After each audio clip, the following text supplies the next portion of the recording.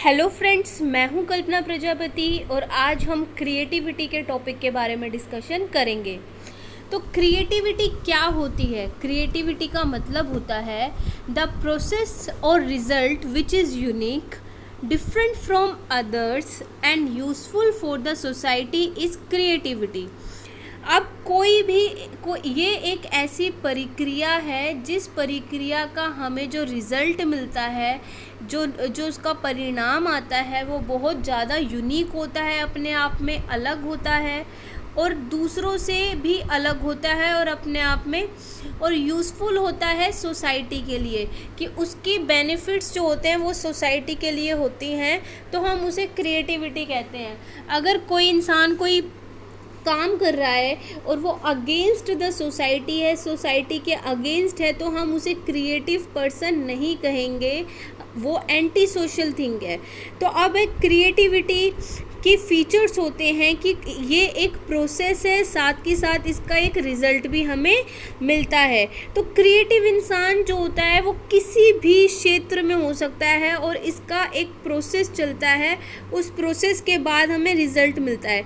जैसे हमने खाना बना रहे हैं, तो खाना बनाने की पूरी प्रक्रिया हमारा प्रोसेस है, और जब हमने खाना बना के रख दिया, तैयार हो गया खाना, जब हम उसे क्या कर रहे हैं, सर्व कर रहे हैं, तब वो क्या है, उसका रिज़ल्ट है कि आउटकम हमें मिल रहा है। जैसे मान लो कि हम एक्टिंग की तैयारी कर रहे हैं, स्किट की तैयारी कर रहे हैं, स्किट हमने तैयार कर ली, अब रिज़ल्ट में क्या है, जब हमारा प्रेजेंटेशन का टाइम आया तब हमने उसकी प्रेजेंटेशन कर दी, तो वो हमें उसका रिज़ल्ट मिला। जैसे हमने पेंटिंग बना रहे हैं, तो पेंटिंग बनाना प्रोसेस है, जब पेंटिंग बन के तैयार हो जाएगी तो वो रिज़ल्ट है। तो इसलिए हम इसे एक प्रोसेस और रिज़ल्ट दोनों कहते हैं, क्योंकि जो भी काम हम शुरू करेंगे उसका रिज़ल्ट हमें ज़रूर मिलेगा। तो क्रिएटिविटी जो होती है, इसके अंदर यूनिवर्सैलिटी होती है कि ये हर जगह ये मिलती है, ठीक है। और इसके अंदर जो पहले क्या था, कोई भी इंडिविजुअल में be creative by doing any behaviour, कि कोई भी इंसान किसी भी काम को करके क्रिएटिव माना जा सकता है। लेकिन पहले के टाइम पे जो अर्लियर जो ये हमारी सोच थी कि सिर्फ पेंटर और जो पेंटिंग करते हैं, जो म्यूज़िक बनाते हैं, जो पोइट होते हैं, कवि होते हैं, वही क्रिएटिव होते हैं, वही यूनिक होते हैं, सबसे अलग होते हैं। लेकिन अब हम सबकी सोच बदल गई है। अब हम हर उस इंसान को क्रिएटिव कहेंगे जो अपने क्षेत्र में कुछ अलग सा, कुछ अच्छा काम कर रहा है और जो उसके बेनिफिट्स जो हैं वो सोसाइटी के लिए हैं। कि अगर आप एक्टिंग कर रहे हो तो आप उसमें एक्टिंग में कुछ ओरिजिनलिटी है, कुछ नोवेलिटी लेके आ रहे हो। You can be creative in acting, speaking, ठीक है, लेक्चर दे रहे हो, आप ओरेटर हो सकते हो, है, आप डांसर हो सकते हो, आप कुक हो सकते हो, आप पोएट हो, आप राइटर हो, आप इंजीनियरिंग में भी क्रिएटिविटी है, आर्किटेक्ट हो आप, उसके अंदर क्रिएटिविटी है। एनीथिंग, कुछ भी चीज़, कोई भी काम छोटा बड़ा नहीं होता। जो भी आप काम कर रहे हो उस फील्ड में यू कैन बी क्रिएटिविटी उसमें दिखती है। तो ये जो क्रिएटिविटी जो होती है, इसके अंदर एंग्जाइटी भी होती है, कि चिंता बनी रहती है। जो क्रिएटिव पर्सन होता है इसमें उसको चिंता बनी रहती है, क्योंकि उससे क्या है, रिज़ल्ट उसे बेस्ट दिखाना होता है। मान लो आप क्या करोगे, आप पेंटिंग बना रहे हो, तो आप इस सोच में रहोगे कि मैं कैसी पेंटिंग अच्छी बनाऊं कि सारे की जो पेंटिंग बन जाए तो सब क्या करें, मेरे को क्या कहते हैं, मेरी तारीफ़ करें, हैं। और आप खाना बना रहे हो तो हर चीज़ में आप एक्टिंग कर रहे हो, तो आपके मन में कहीं ना कहीं ये फीलिंग रहती है कि मुझे जो है सबके सामने प्राउड फील करना है, ठीक है। ये इसमें जैसे तो रहती है, तो इसलिए इंसान जो ना चिंता में रहता है कि कहीं उस दिन क्या होगा क्या नहीं होगा, तो एंग्जाइटी तो उसको थोड़ी बहुत रहती है।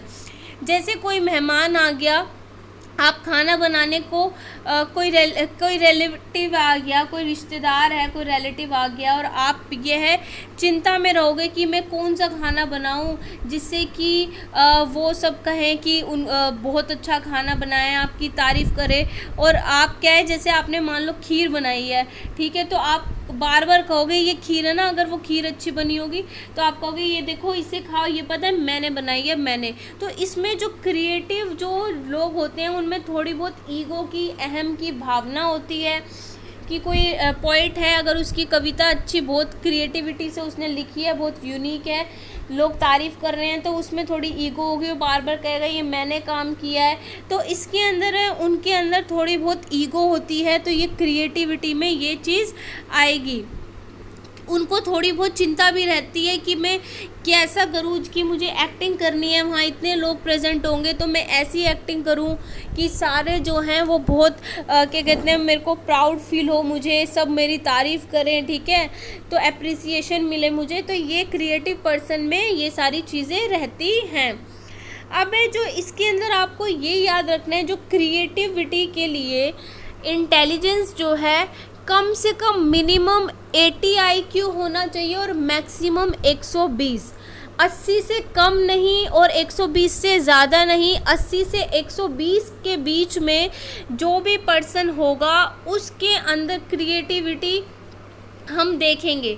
मतलब क्या है इसका मतलब ये है कि क्रिएटिविटी और इंटेलिजेंस का पॉजिटिव रिलेशन है कि एक क्रिएटिव पर्सन जो है वो इंटेलिजेंट हो सकता है। मान लो मैं क्रिएटिव हूँ, मुझे कविता लिखना अच्छा लगता है, पोम लिखना अच्छा लगता है, मैं पोम लिखने में क्रिएटिव हूँ, साथ ही साथ मेरा जो IQ है, इंटेलिजेंट क्वेश्चन है और फील्ड में काम करने का, माइंड का, सारी चीज़ों में भी मैं अच्छी हूँ, मैं इंटेलिजेंट हूँ, तो वो क्या होगा, तो इंटेलिजेंस और क्रिएटिविटी में पॉजिटिव रिलेशन होगा। तो लेकिन ये ज़रूरी नहीं है कि हर इंटेलिजेंट इंसान क्रिएटिव हो। आपने कई लोग देखे होंगे जिनका IQ 110 है, 115 है, लेकिन उन्हें क्रिएटिविटी के नाम पे कुछ नहीं आता है। एग्जाम्पल है, जैसे आपने 3 इडियट देखी, तो 3 इडियट में जो चतुर था उसका IQ बहुत तेज़ था, ठीक है, लेकिन वो क्रिएटिव नहीं था, वो एक रट्टू तोता था, तो उसने कुछ क्रिएटिविटी की कुछ नई चीज़ें नहीं करी, तो हम उसे क्रिएटिव नहीं कहेंगे। वहीं अगर आमिर खान की बात करें तो उसके अंदर आमिर खान क्या था, इंटेलिजेंट भी था, साथ में क्रिएटिव भी था, लेकिन वो गिफ्टेड में भी आ गए थे, तो हम वो इसमें रखेंगे।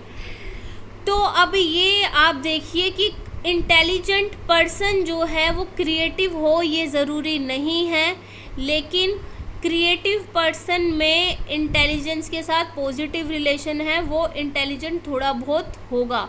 उसका IQ, अगर मान लो IQ दे दिया, क्वेश्चन में पूछ लिया कि ये 125, 128, 130 और 135, अब पूछा है कि कौन सा बच्चा बहुत इंडिविजुअल ज़्यादा क्रिएटिव होगा, तो हम आंसर करेंगे कोई भी नहीं होगा, क्योंकि 80 और 120 के बीच में क्रिएटिविटी रहेगी, इनका रिलेशन रहेगा। उसके बाद क्रिएटिविटी का रिलेशन नहीं रहता, क्रिएटिविटी नहीं रहेगी। क्रिएटिविटी के लिए आप ये देख सकते हैं, जो हमारे साइकोलॉजिस्ट ने जो बोला है, हमें उस पर स्टिक टू देम रहना है, ठीक है। क्रिएटिव पर्सन जो है एक इंटेलिजेंट पर्सन होता है, क्योंकि IQ अगर उसका 80 से 120 है तो उसके अंदर कुछ ना कुछ इंटेलिजेंस होगी, लेकिन हर इंटेलिजेंट पर्सन क्रिएटिव हो ये ज़रूरी नहीं है। अब जो क्रिएटिव लोग होते हैं उनकी कैरेक्टरिस्टिक्स होती है, जैसे कि उनमें फ्लेक्सिबिलिटी रहती है, कि वो रिजिड नहीं होते, वो फ्लेक्सिबल होते हैं, टाइम के अकॉर्डिंग, सिचुएशन के अकॉर्डिंग वो चीज़ों को मोल्ड कर लेते हैं, चेंज कर लेते हैं। नोवेलिटी होती है, जो भी काम करते हैं वो हर बार उस काम को नए तरीके से करते हैं। नोवेलिटी के साथ उनमें फ्लुएंसी होती है उस काम को करने की, वो उस चीज़ में वो इतनी ज़्यादा क्रिएटिविटी कब आती है, यानी हमारी उस स्पेसिफिक चीज़ में एक स्किल है, एक कला है, और वो स्किल हमारी कब आती है, जब हम बहुत ज़्यादा, एक तो गॉड गिफ्टेड है और उसमें हमने प्रैक्टिस भी इतनी कर रखी है कि कुछ हम नोवेलिटी भी, हम नयापन भी ला रहे हैं, तो उसमें भी हम फ्लुएंसी के साथ काम करेंगे। हम चीज़ों को इलाबोरेट अच्छे से करेंगे। चाहे कोई पेंटर है तो वो अच्छे से इलाबोरेट करेगा, कोई स्पीकर है तो वो उसे इलाबोरेट कर सकता है। हर पर्सन जो जिस फील्ड में क्रिएटिव है वो उस चीज़ों को इलाबोरेट अच्छे से करेगा।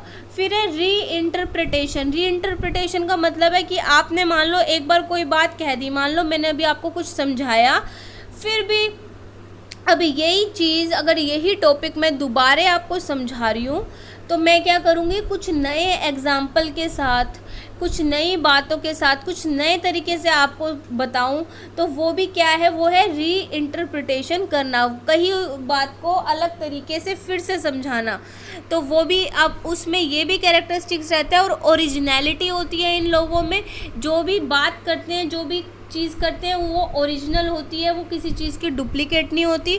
कोई पेंटिंग बनाएंगे तो ओरिजिनल है, कोई कविता लिखी वो ओरिजिनल है, कोई मतलब जैसे आपने देखा होगा किसी की नकल नहीं करते, वो अपना ओरिजिनल देते हैं। अगर आप कोई डायलॉग बोलने के लिए दे रहे हो तो वो उस इंसान की नकल नहीं करते बल्कि उस डायलॉग को अपने तरीके से बोलेंगे। तो क्रिएटिव कोई भी किसी भी चीज़ में हो सकता है, लेकिन कंटिन्यूटी जो है वो क्रिएटिविटी नहीं कहेंगे कि लगातार आप एक काम को करे जा रहे हो, आपको उसकी आदत हो गई है, तो उस आदत को हम क्रिएटिविटी नहीं कहेंगे कंटिन्यूटी की वजह से।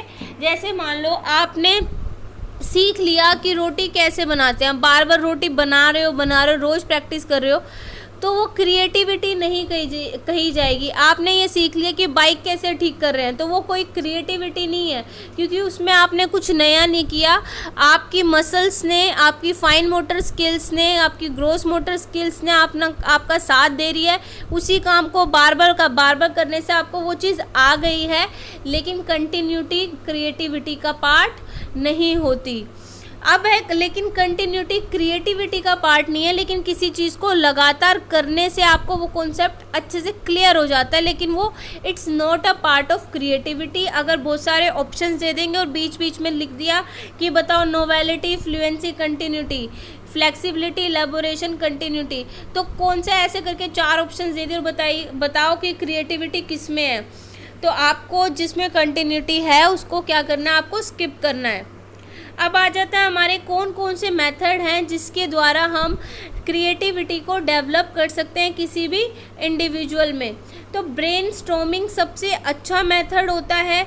इसके अंदर हमें सिर्फ बोलने का काम करना है, रिटर्न में नहीं करवाना, क्योंकि अगर हम रिटर्न में करेंगे तो हम क्या करते हैं, अपना सोच लगाने लग जाते हैं ज़्यादा।